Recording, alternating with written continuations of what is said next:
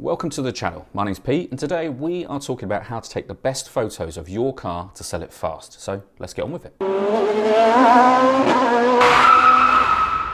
As you'll no doubt have seen being as you clicked on the link for this video, we are talking about photography today. Specifically car photography, and even more specifically than that, car photography that will help you to list and then sell your own car using nothing but the camera that's already in your pocket. That being your smartphone, of course. So why would you pay attention to this video in particular when there are plenty of videos out there already that will tell you how to take great photos of your car? Because in this video, we're not talking about the kind of photos that you see on Instagram posts of cars parked up in front of a great backdrop with amazing lighting like this. We're talking about 20 photos of your car like these that will help you to sell your car, or any car for that matter. And that's a very different type of photography altogether. So how do I know this? Because it's what I do for a living. I was a car salesman for 18 years for brands such as Volkswagen, Mini and Jaguar, to name just a few. Since quitting that 5 years ago, I've been a freelance photographer and videographer, more on the videographer on another video, specializing in, of course, cars and car sales. Essentially, I take photos and make videos for car dealerships and small independent garages, also individuals that want to use those images and video to sell their car online. Most of these cars will go on to be advertised in places such as Auto Trader, dealership websites, or selling sites like eBay, Gumtree, or of course Facebook Marketplace. Before we head out and photograph a car, let's talk about your camera. For reference, I will be using the iPhone 14 Pro Max, but everything that I'm about to talk about should be relevant for pretty much any phone or camera. I want to stress that for what I'm about to show you, it's way more about what you do with your camera than what camera you actually own in the first place. So with that in mind, there are a couple of settings that we're going to go ahead and change in the phone itself, which will greatly aid when it comes to the taking of photos. The first thing that we want to change in your settings is to turn on your grid markings. On an iPhone, that's done by going into settings, then camera, and then turning the grid on. Secondly, head over to your camera app itself and switch your photo type to vivid. This will greatly help the colors to pop and help it stand out online against other cars, of course. If you're not on an iPhone, just look for any camera setting that adds contrast to your image. With all that out of the way, let's head out and take some photos. Okay, as you can see, we're now outside. We have a car behind us here, which is this lovely Audi TTS. So we're going to photograph that car. Now, something you need to bear in mind before you start photographing it, firstly, the location. We are in the corner of a train station car park, so it doesn't have to be anywhere particularly glamorous. What I like to try and make sure I've got is some sort of focal point. So in this case, this hedge that runs along the car park. Every photo that I take, I want that hedge to be in the background of it, so there's no distractions. Don't just walk out into your driveway and take a photo out there. Put some effort in and it will really make a difference to the photos, and it will show how much you care about your car. If you've taken the effort to bring it here to take photos, you've also probably taken the effort to look after it properly, and we'll come back to that again later.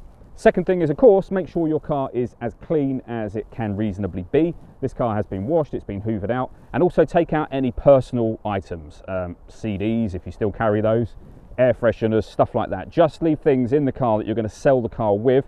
Again, there's a sales psychology there.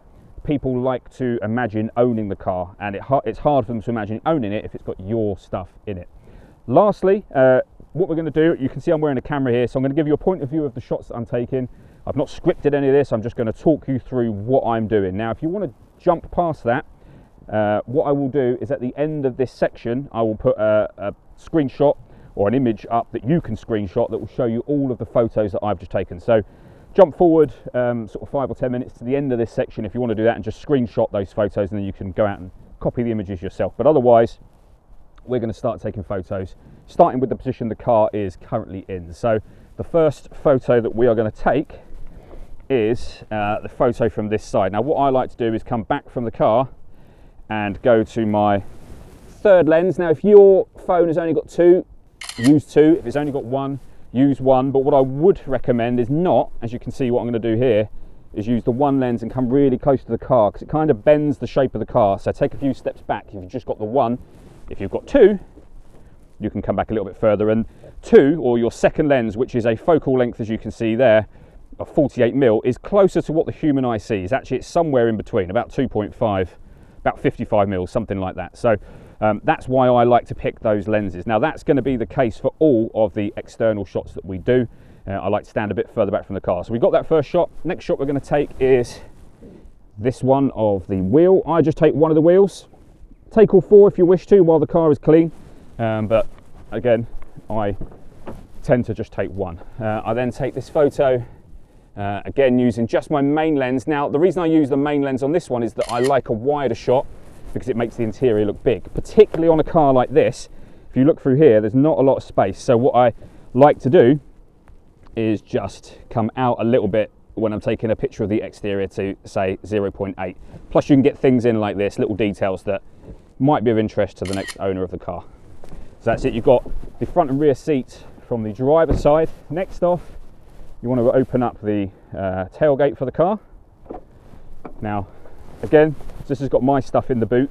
Take your personal belongings out for the sake of taking a photo. So I'm going to take these things out of the boot, and we're going to use again our main lens. Now you can see the sun creeping into the image just there.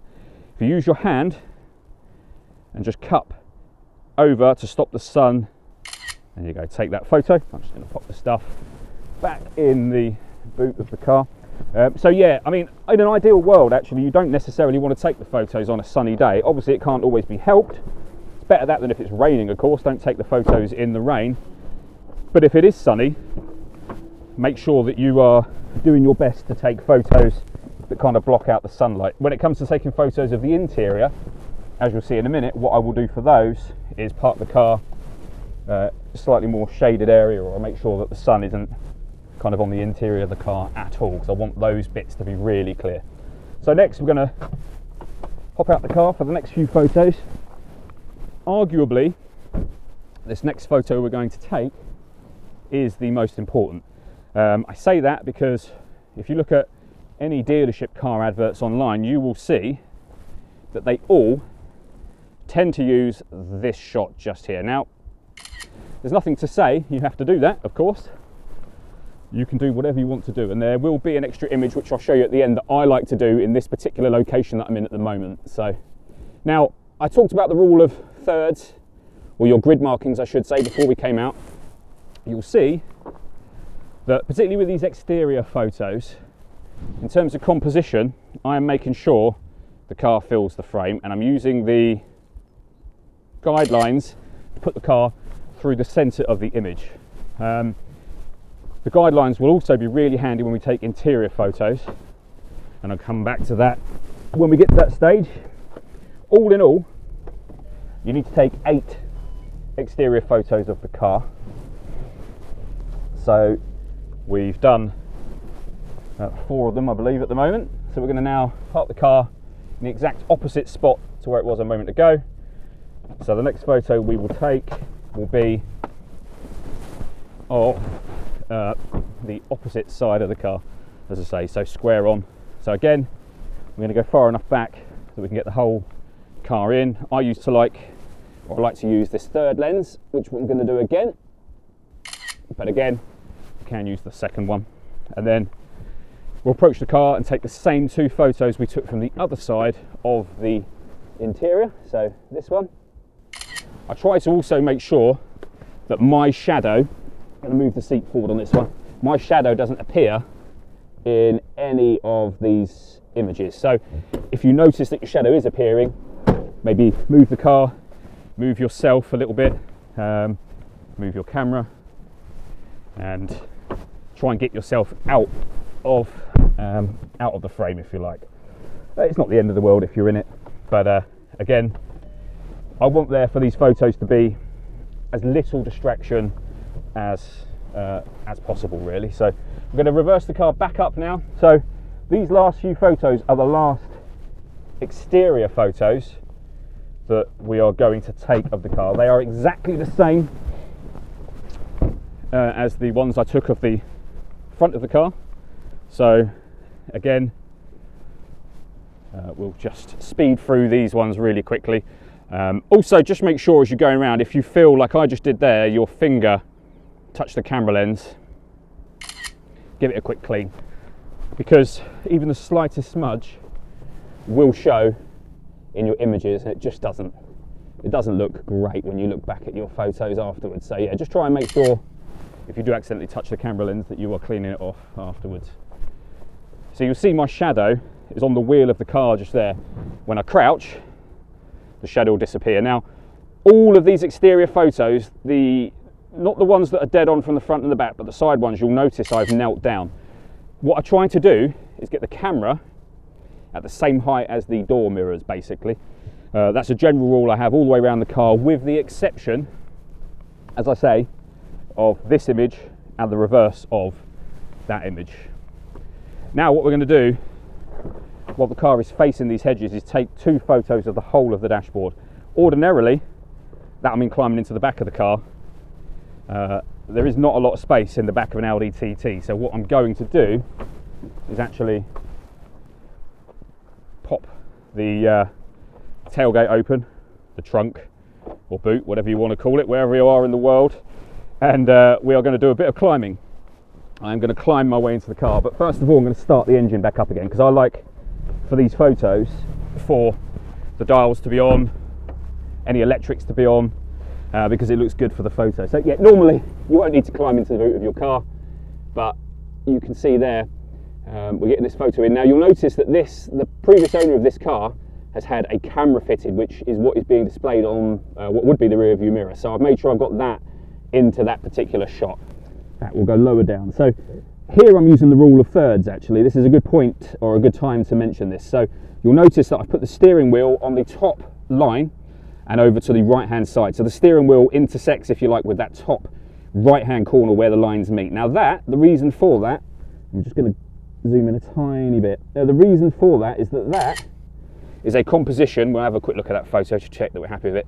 That's a composition that the human eye naturally likes to see its focal point where those lines meet. And the same will be true when we come to taking interior photos, which is what we are going to do next. This time I'm going to move the position of the car so that it is in shade, which we've done now. We're going to take these interior photos now. I'm going to start off with the stereo. We'll then move down to the air conditioning. I'm going to move the gear lever out of the way. Now there's a lot of wires in this car.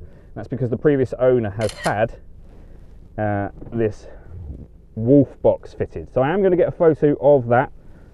Again, it could be a selling point. It looks like a kind of a charging hub. I've not actually seen one in a car before. One of the gear lever kind of indicators, so people looking at it can immediately see it's an automatic, even though they've probably seen that in the listings. And then we're going to take one of the central dials here as well, which we're going to zoom out for, and then just in a tiny little bit. Now, a lot of people watching this video will not be happy about the fact that I am going between lenses. So what I mean by that is you've got 1, 2 and 3 in the case of the 14 Pro Max that I'm using. A lot of people won't be happy that I'm going in between lenses. Now what I would say is that the majority of people looking at this advert are going to be looking at this advert on a smartphone.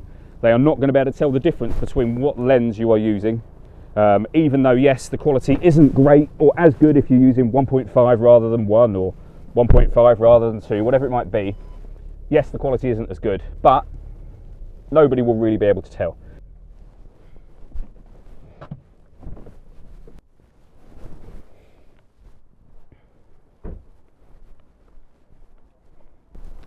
Okay, so technically we've done the main images that we'd want to do. We've done just over 20 photos, I think.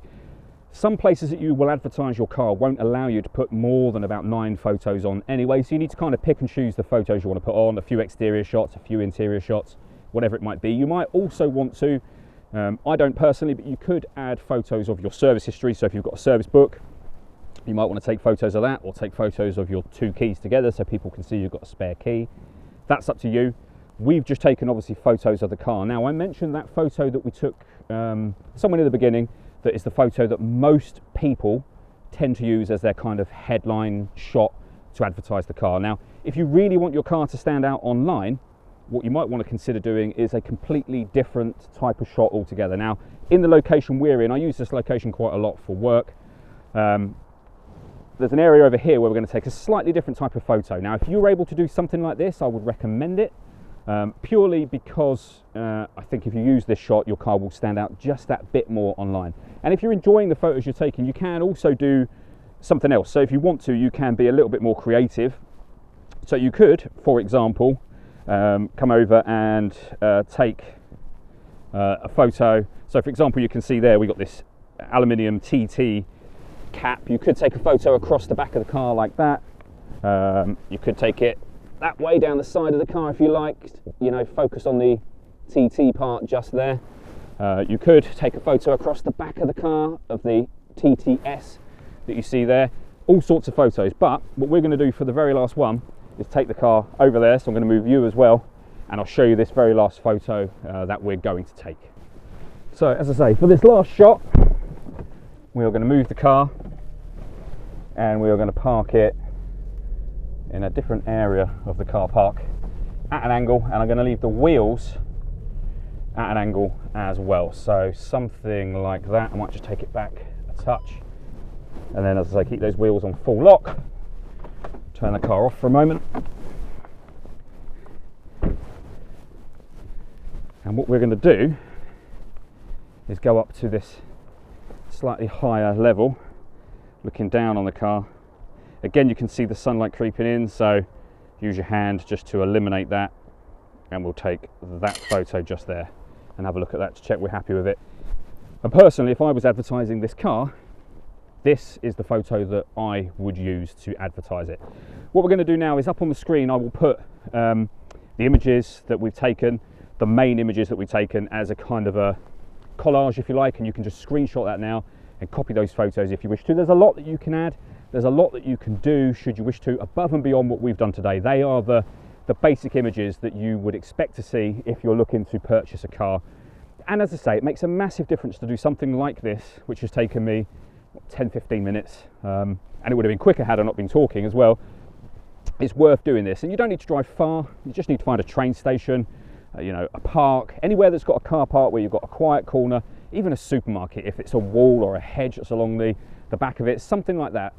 Anywhere where the backdrop is quite nice. I would recommend doing it. It will, just as I say, show that you really care about the car. So here's that collage, take the screenshot. I'm going to head back to my office and finish up. So why do good photos even matter? Firstly, and maybe most importantly, they show that you care about the car that you're selling, enough that you've taken time to make it look good in the images. You've also then, if you've taken the time to make it look nice in the images, taken the time to look after it in the time that you've owned the car as well. Secondly, it also shows full transparency. Even if the car that you're selling is a long way from being in perfect condition, the images will show as much. It'll mean that anyone contacting you about seeing the car has also seen that it's not in perfect condition, meaning they're likely to be more serious. There's nothing worse than trying to hide the damage in the photos to have a potential buyer turn up, see that damage straight away, and then walk away. Especially if you've taken the time off of work to meet them, you've had the car cleaned before they arrive, it's just a waste of your time, theirs as well, and it's easily avoided. This brings me on to my last point that I want to make, which is that a decent set of photos of your car can help maximise its selling price as well.